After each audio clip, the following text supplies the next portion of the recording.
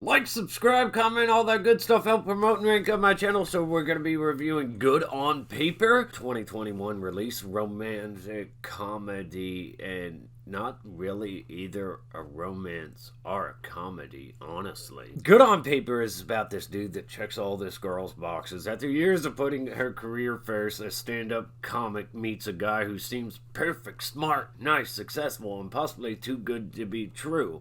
It stars Iliza Shlesinger, writer and the star.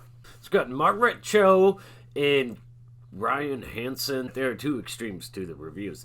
One side's like, this is straight up feminist propaganda, straight up garbage.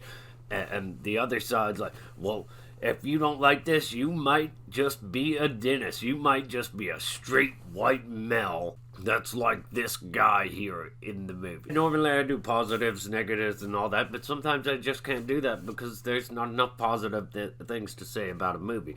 Convincing acting, sets, good directing, the locations they use, stuff like that.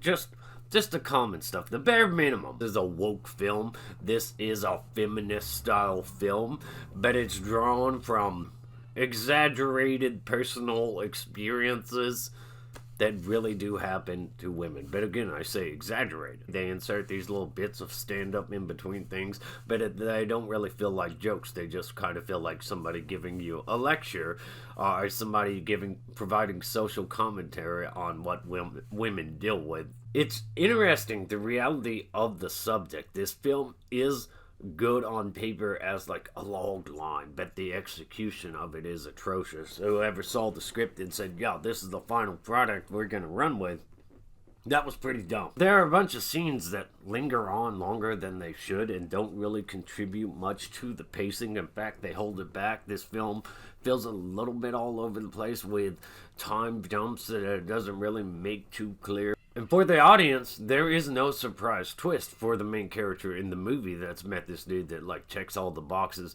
Yes, there is a plot twist, only for her, but not the audience. There's nothing that this film's pretty straightforward. It's not a surprise that this dude is a creep. He's a chameleon. He's a male-feminist type, and that's the honest truth. The lead character in the movie isn't much more likable than the villain of the movie. This is why this guy's a creep, lying about himself being rich and successful to be liked. At the same time, this girl is using him to fill a void, that perfect man friendship void. For a long time in the movie, she uses him just as the friend, as the perfect go-to guy, the shoulder to cry on, the crutch, the turn-to for every need, but never look at like sexually attractive, just keep him there in the friendship zone, knowing what she's doing, because he does address it that he wants her to be the girlfriend. And both these characters are just awful people.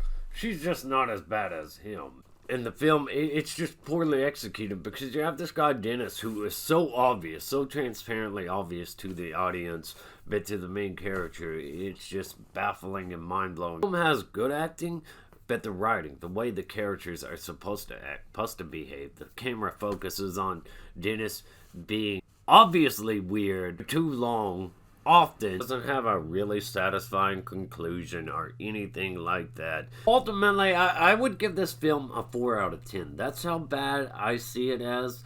Sure, it's got some kind of relatable social commentary that's lost through exaggeration. Do anything really interesting with itself. That it's not funny, it's not romantic.